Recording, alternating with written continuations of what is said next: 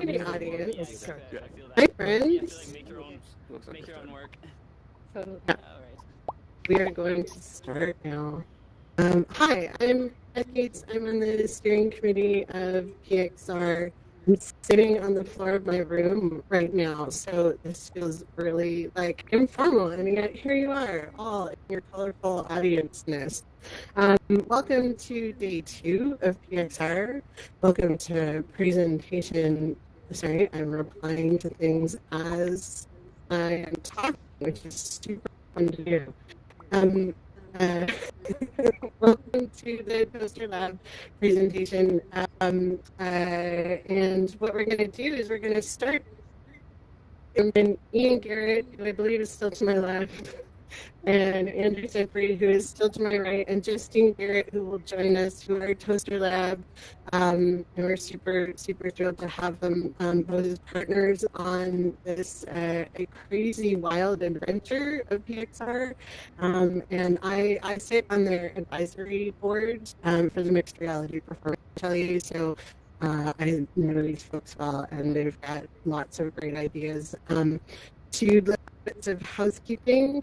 There's going to be, no, we don't have that tool. Sorry, there's a new tool that you're going to be introduced to later on in the day. It's a hand raise function, but we don't have it for the toaster world. So we will just like physically raise our hands. We'll deal with Q&A when we get to that point. I just wanted to acknowledge the contributions of the Canadian Council for the Arts Digital Strategy Fund, which is making this this revolutionary symposium happen today. So welcome from wherever you are on this globe.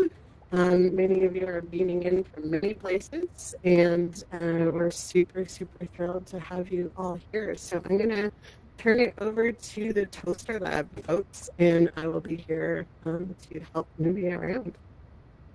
All right. Hi, everyone. I'm Ian Garrett. Before I do too much introduction, because this is a weird thing to point out in virtual space, but apparently from our rehearsals in tech, that this room needs to get set up for something after us, which seems like very strange that we have an infinite amount of space that we need to clear out of space. But we sort of have a bit of a meta presentation for the type of work that we're talking about, which is going to be around different ways of starting to get involved with different types of XR technology. We want to have some conversation around that. And one of the ways that we should do that, because everybody here, obviously, is able to get into alt space. Everybody in the alt space here with us is able to get into alt space, is to actually start by going to another world together and talking from there. So if you were able to participate in one of the early orientations, you'll be familiar with the teleportation mechanism. I will explain it as we go in a moment, and then we'll reintroduce. There may or may not, we weren't sure how many people, because there's 2 sessions we're going on. There may be limits to the world. I hope that we can get everybody in. But no way to know without trying. All right, so here we go. So there should be a blue glowing orb right in front of me, and if you take your hand, yep, and go ahead and click on that, I'm going to see how many people we can get attached to it. Right now I've got 22, 23. I got 24. Are we going to leave a toaster person behind? Who are we leaving behind, team? You know how to get there. You just you come to me. Yeah, we know how to do it. All right, here we go. Looks like most people are tethered.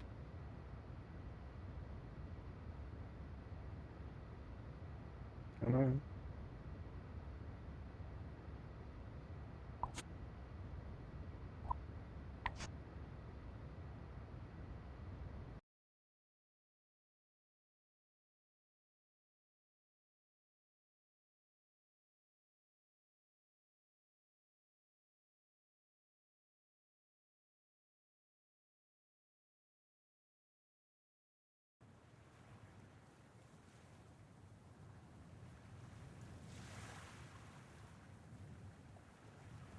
We did. Everybody's manifesting themselves here. Welcome, everyone. This is our little sample toaster world that we created. That we're going to get together. I'm going to do an acknowledgement. So one of the interesting conversations that I've been having has been around like when you do land acknowledgements in digital space, where do you acknowledge?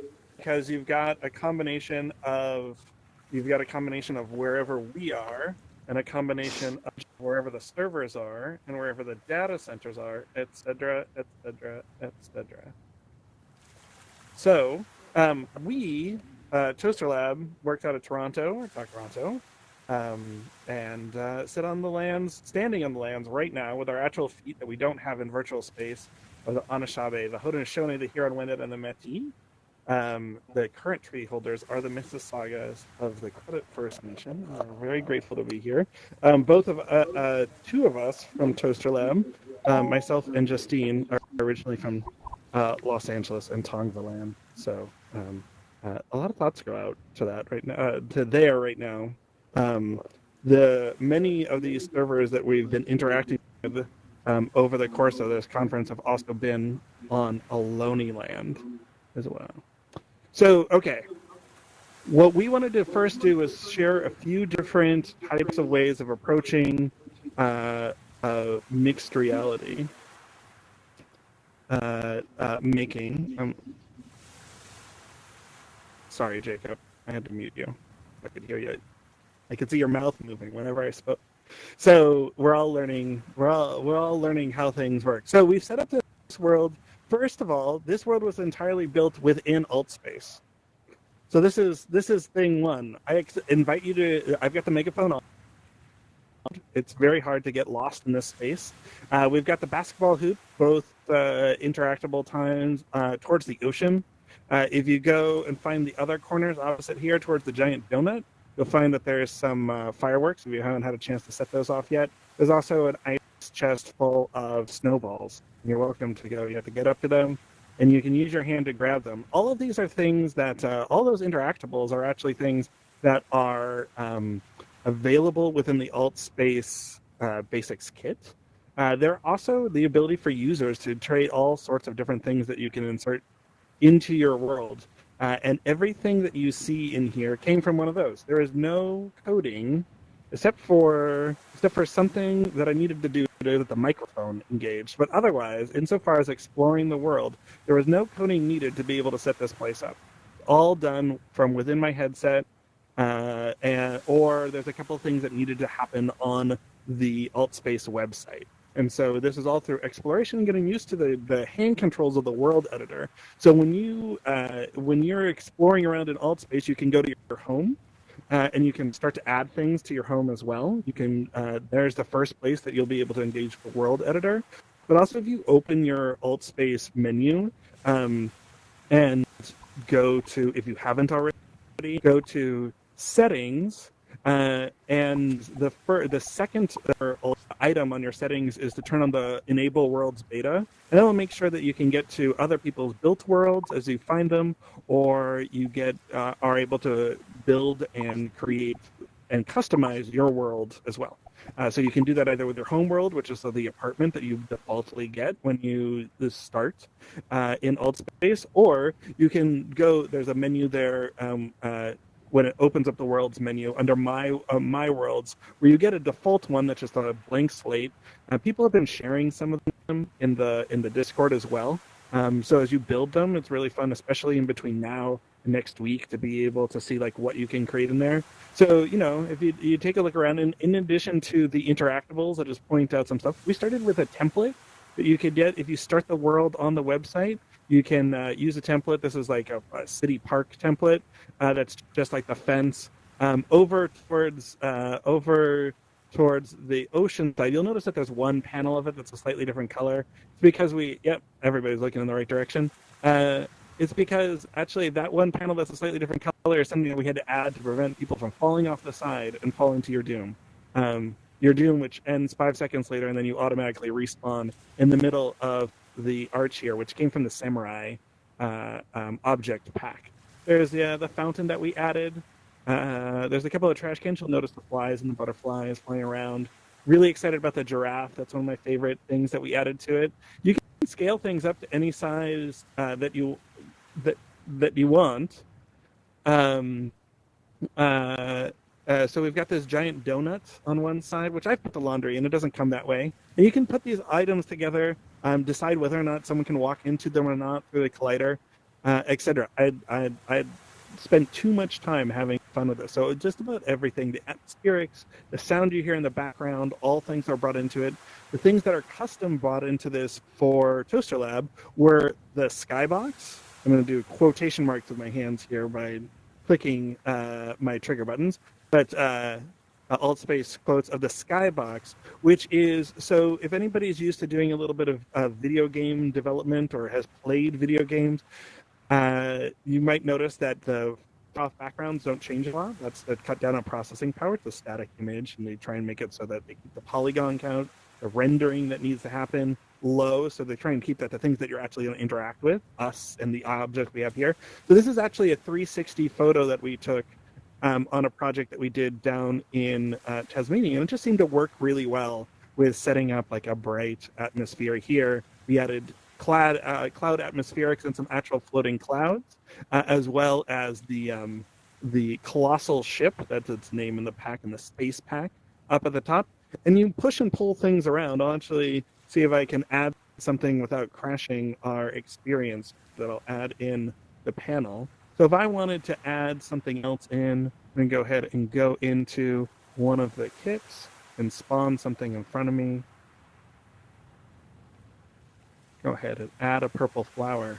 So now in my world builder kit, I'm actually not sure if you can see it until I lock it, but I've got a flower now that I've scaled in front of me, and I can place this wherever I want through moving around. I can scale it by using my trigger and moving it away and towards me. And I'm going to plant it right here on top of this hill. And I'm going to lock that.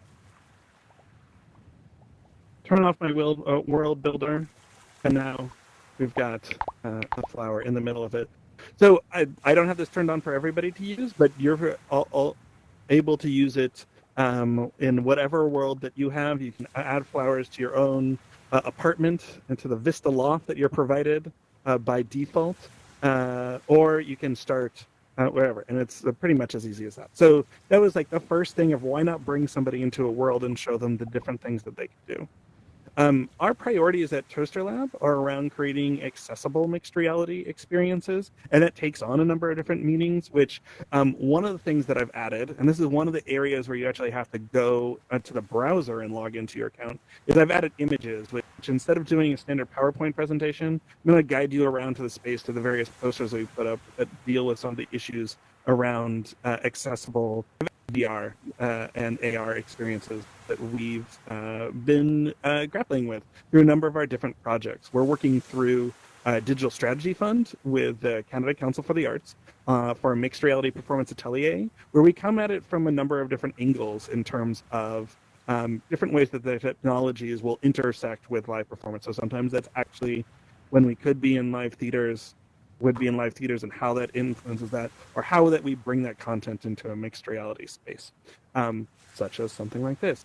So I'm going to ask people to, I'm going to walk through a couple of the questions that that both we think about a lot and that we're very interested in. So I'm going to jump over to the giraffe over here, and just call your attention to the two images up above behind me here. You can see behind the giraffe.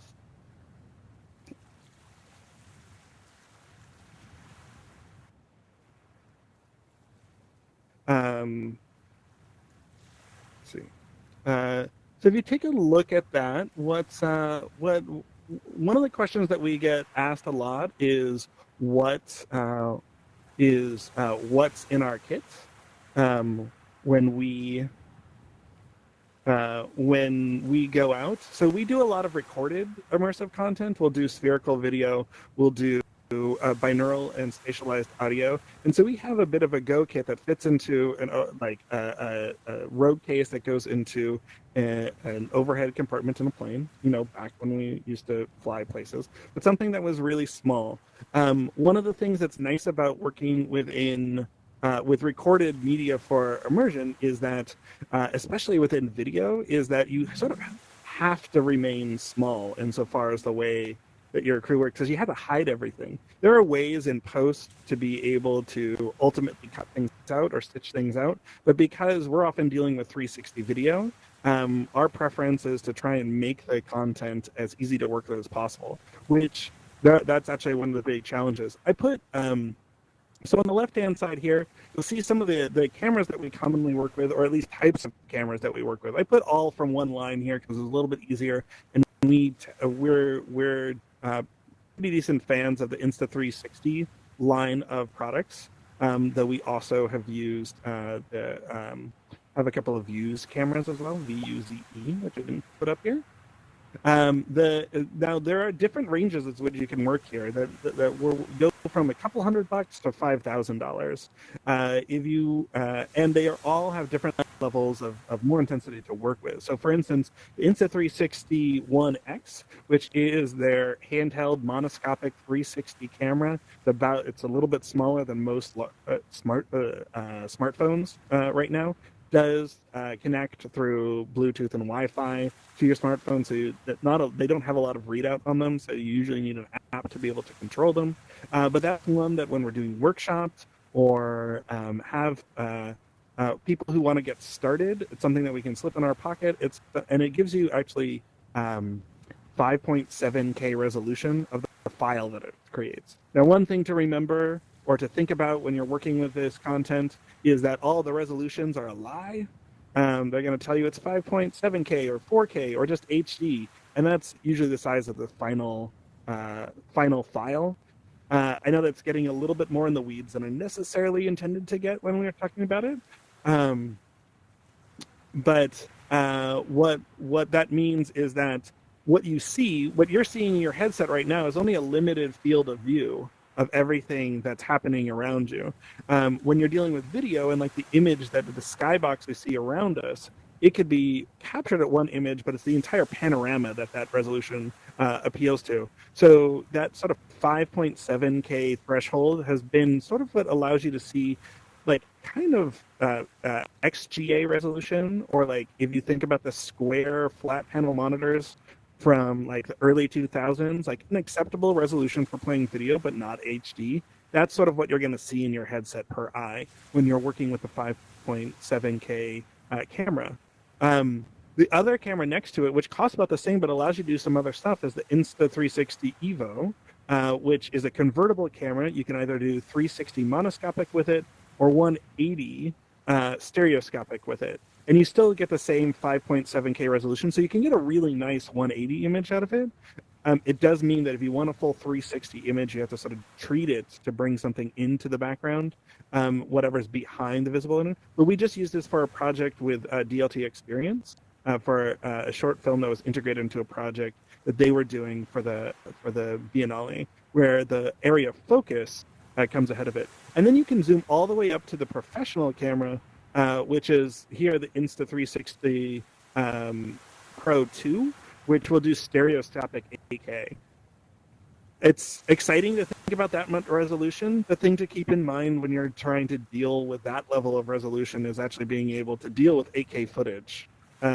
So when you're dealing with the smaller cameras, it's actually something that oftentimes you can work with on your phone, and you can work with most fairly recent, decently spec'd laptops. But think about like HD video is one thing, but now you're talking about getting up to essentially like just below 6K footage. The other side that I'll point to over here is our audio. We have a couple of different audio input devices that we use. A couple different Zoom recorders. One which exists and does the two at the top here, the H2N and the H3VR, both do ambisonic recording, which is really cool. So that if you want to match it up with 360 video, YouTube will be able to, if you put replace your audio tracks with that in Premiere or Final Cut, pretty much any of the nonlinear video editors, it will spatialize when it gets uploaded to YouTube. The nice thing about the H3VR, which has been developed with the idea that people would use it for pairing with VR content is that it also knows what direction it's oriented as well. So you can put it upside down and it will correct that without you having to do anything with reorienting it, because it can get a little tricky to do that. But oftentimes we're just dealing with binaural audio. And we do that in a fairly budget level as well that's easy to travel with. So oftentimes we're just using these Roland in-ear monitor microphones. They're microphones and earphones at the same time. You'll notice that they have two. If you get up close to it, you'll notice that it has two plugs on it. And that's because one is so you can hear what's happening and put them in the ears, and the other one is because each of the ears, I think that you'll get a visual there, each of the ears works to be able to give you a sense of what you're recording in space. Now, these are oriented in a specific direction. And you can tell that it becomes important for us to have like the shape of the ear with it. So oftentimes we'll either actually just have a performer, if they're not going to be seen and we're recording it, use the in-ear monitor microphones, or we can also replace it with this 3DO free space binaural microphone there. And then one of the important things that we add into the mix there is having usually a recorder. We've started to do this with more remote recorders, but you can also get like a really inexpensive digital voice memo recorder. But if you've got a good mic that can go into it, you can usually hide that on the performer as well. So this is like question one: what goes into our kit when we go out and we're trying to do an immersive recording experience? This is the basic for the equipment, and we'll do sort of a mix and match around all these sort of different things as well. And I'm going to move on to, I'm going to ask people to come join me by yes, a hand right here. That's what I wanted to see. Give a question. Sandberg. Hi, yeah, just wondering about the binaural micro earphones. Yeah. What makes them binaural compared to a regular in-ear monitor? So they, I mean, as a set of headphones, they pretty much play as any other set of headphones. It's that the outside edge of them is a microphone. So what makes them binaural is that they have a microphone that essentially is going on the opposite side, on the outside of your ear. So what you're hearing in each ear separately and being able to locate things into space because you're able to see where you're able to receive that audio information at different points, it's recording it in an identical way because each of the channels, the left-right channels, is actually literally in your ear as well. So it's monitoring and functioning as an omnidirectional microphone on each ear? Yes. Cool. Thanks. No, my pleasure. Lincoln, was that a question? Do you have a hand up? Yeah, just about the headphone thing. So if you're wearing those binaural headphones, do you have to be careful how you turn your head around? Like, you need to, like, if you're planting that on one of the performers, do they need to sort of stand like steady, or does the image change every time they spin their head? Yeah, yes. As you reorient yourself, it will reorient the experience to the space as well. And as that's happening, you sort of, that's why we carry both with us as well. Because if we're looking at something where we want a stationary point where someone can turn their head around versus we're trying to provide a more directed point of view, because there's some of a dramaturgical need sometimes that even if we have it that somebody could look around and we've staged things all around the camera, that we're still sort of orienting the audio in one direction, like we're biasing it towards one direction. So we'll oftentimes do a combination of 2 or 3 of these different ways of recording. We'll have the mono recording of the performer to enhance, to pull them out over the ambient space and the ambient noise of either the binaural or the ambiasonic. And sometimes we'll do both the ambiasonic to get like lots of room tone, but then the binaural to really bias the spatialization. And it just becomes a bit of balancing that. Yeah.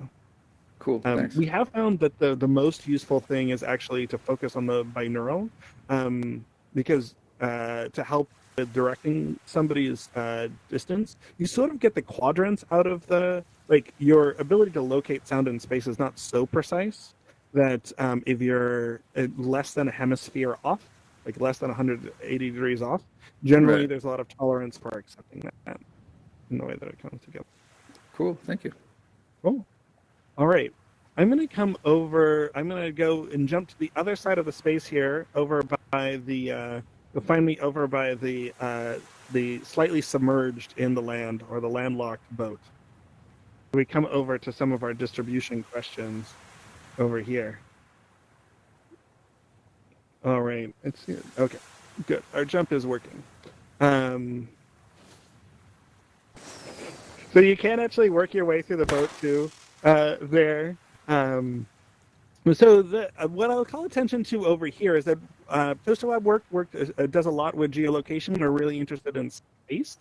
If you want to start working with space, there's a couple of apps that you can download right now. Many of them are a few of them are cross-platform or browser-based. So it hasn't been updated in a while, but if you just want to get started, like locating things in places, you can use the intercaching system. You don't have to set up an account tied into geocaching, but it allows you to use a browser-based access into your GPS. There's also a few different apps that allow you to create your own stories in sort of a platform distribution, such as Locosonic, Voice Map, and Echoes, or Echoes.xyz, which is sort of where they direct to, which will allow you to build various types of audio tours or spatialize things, or download what other people have created as well. In each of those, there are free and paid versions of it, depending on how you're going to use it, but they're good ways to get started. And I know that the Locosonic, which allows you to create sort of like overlapping radiuses where audio will plant, are really useful. In trying to make things accessible, we do a lot of stuff where we're trying to use phones and devices that people already have.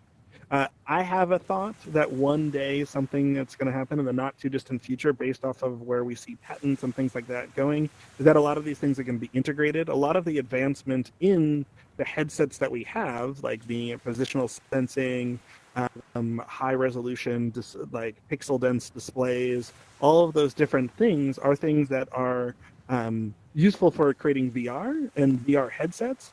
But a lot of what spurred on that technical innovation also comes out of the smartphone boom. So it made a lot of those parts a lot less expensive to be able to access them. And also, though it's not as active right now with like the Google Daydream project, but there were a number of different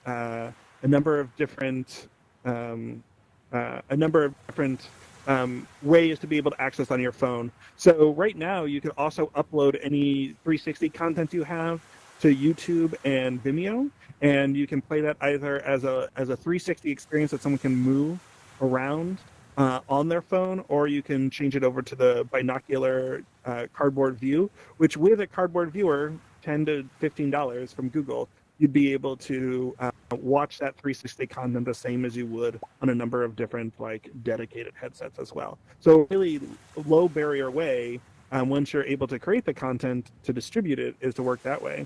And that sort of works with a number of the projects that we do at Toasterlab, which I highlighted here. We do a lot of stuff in browser. So we've got our Parkway Forest project up here in the upper left. You can go to parkway.toasterlab.com and actually open this. It uses all online mapping. It does require moving into a player to do 360 content, to move that into another player. And so sometimes that's one of the trade-offs there. And when we've not wanted to do that, we've moved things into an app-based environment. So we did a project called Transmission a few years ago. And so we were still streaming the content, but the playing was built into the app itself. Last summer in Prague, around the quadrennial, we worked on a project called Remember Me, which mainly was because people didn't necessarily have access to data plans while they were there. We, and I mean Andrew, who's over there, built a packaging system to be able to download content. And right now, our biggest project that's just now sort of in a software land, there's a couple of extra features that are still pending that will be out shortly, is Trail Off, which is a project in Philadelphia, which uses that packaging system, has a more abstract way of interacting with it, and is meant to sort of like disappear. And these are all different levels of sort of like difficulty and development that get into these various issues of how do you want to distribute this content? Will people have data? Do you want to maintain the in-app experience, or are you willing to jump out into things like YouTube? We tend to jump out to YouTube because if someone's on an Android device, it tends to be pre-installed because it's another Google product, or there's a high level of adoption on Apple as well. So other low barrier ways to start getting involved with making content for mixed reality, especially with video. Moving to some other examples, I'm just going to come to the other side over here. Hello, Adrian.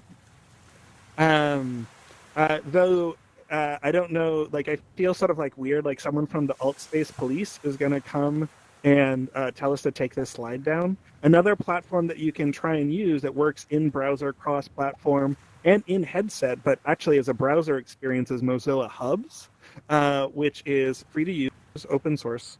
You can bring very similar things into that. It has different sort of world limitations, different sort of avatars in it. You can sign into it or not.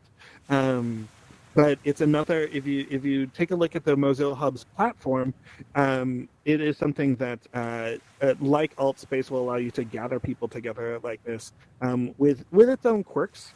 But it's something that also works on mobile and works on, because it's browser-based, will work across Mac and PC as well. With its limitations. It doesn't have quite the extensive world builder here, but you can import things. But it's one place where we've started to play with things and pull content together. I'm gonna continue to move down the line here because I want to make sure we stay on time. Yep. Follow me as I give you a tour of our gallery of accessible AR VR technologies. We started doing some projects around facial capture. One thing that you should know is that if you're had ever seen work done with like a Kinect or a depth camera, is that if you have a phone that was bought in essentially the last 3 years, you probably have that technology built into it. If your phone unlocks with your face, then you have a phone that can do some level of motion capture. And so there are two apps that I'll point to. One is called FaceCap, and the other one's Live Face. FaceCap is not tied to a specific platform, but you can, with the paid version of it, which I think is like $70 or $80, you can record and export and integrate that with Blender or Unity and create facial motion capture there. If you want to work within the Real Illusion family of software, they have a whole suite of motion capture animation software, then you can use LiveFace, which is free and connects with their stuff. And all their stuff is on a 30-day trial. So we recently did a project where we were able to accomplish it all within the 30-day trial to create a full motion capture character for a stage show using FaceCap. And if nothing else, you can get creeped out by it tracking your face and showing you either this generic gray floating head, or give you the wireframe that you can see if you get close there. And then the last topic that I wanted to bring in the time that we had today, just moving over here to my white butterflies by the other trash can, as we're working through things, is questions of access. And all of these ask questions of what type of device that you want to use as well. And I wanted to highlight something that's a conversation that I've been having with a few different people, and we're talking about accessibility within the VR space. And one of the things that I think is an example of design bias and different levels of thinking about access, and perhaps even to the extent that it's ableism, I don't know. But that if you look at the evolution of the popular Oculus headsets, the Oculus Go, which sort of was the first really viable standalone headset, but it didn't give you as much freedom of movement quite until we got to the Quest, had a fixed IPD. Like the distance between your pupils will set as something that would be acceptable to most people. With the Oculus Quest, they expanded that because you have a little bit of tolerance for it, so that there's a slider that, like right now I'm touching it, but it's underneath your left eye. You can move back and forth to help you focus a bit based off of the individual distance between your eyes, so you're not getting things to double up.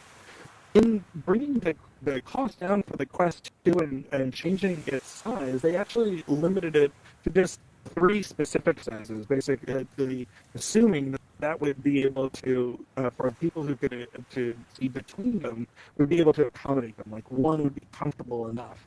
And there is some understanding that there are the idea of edge cases in there.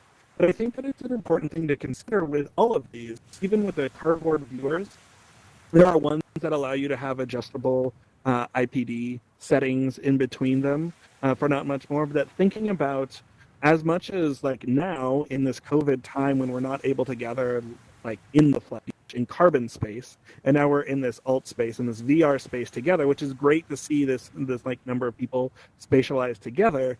That there are also people be like even for simple things as the headset just isn't comfortable or isn't comfortable to see, that there are issues of access that look at that look there. So everything from this question of the cost and how to start creating low cost mixed reality content to actually how someone's actually going to be able to use it with the devices that they have available are the types of questions and the types of things that hopefully they'll come away from this a bit with some ideas of how you can experiment and things like that. We've got a couple of minutes. Sorry to sort of rush us through there. I know that we're in like compressed space, also trying to take care of everybody so that you're not stuck with a headset on your face for 8 hours a day. That's the dystopian future we'd like to perhaps avoid. Maybe not. Maybe it's really, really a nice change. But are there any questions? If you want to use that hand raise, because we don't have the moderator functions in this custom world, if you use this hand raise, if you pull up your emojis from your alt space menu and raise your hand, I'll come closer to you to make sure that you're on my mic too.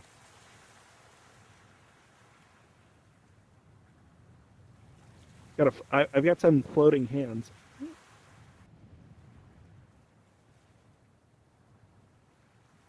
All right. Well, I know there was a lot of information on that. What I would actually welcome you to do, so right now, if you're like, okay, that's great, I want to get back to the main space, you can, I'll guide you back to that way as well. If you head into your alt space menu, you can go back into your events, and same as you may have got there, there before, to get back to PXR Central, to prepare and maybe take a little break or hop out or head home and start playing with that world editor. You're also more than welcome to stay here, and I will remain here as we wrap up. Yes, you got a question here, Duncan. Yeah, hey there. So I just wasn't clear. How do you integrate this stuff with live performance? Like, I get that you're sort of making these virtual experiences, but what sort of stuff have you done integrating this stuff with, like, theater kind of stuff? So there's a couple of different ways that we've done that. Sometimes it's the back-end technology. So like the facial motion capture that we've been looking at has been something that has helped us to drive like computer-generated content that's been involved in like projection design. That was one of the last things that we did right before things went down, is that we had a computer-generated character that was performed and done through motion capture through that system. So we're looking at integration real time, or in real, mostly recorded.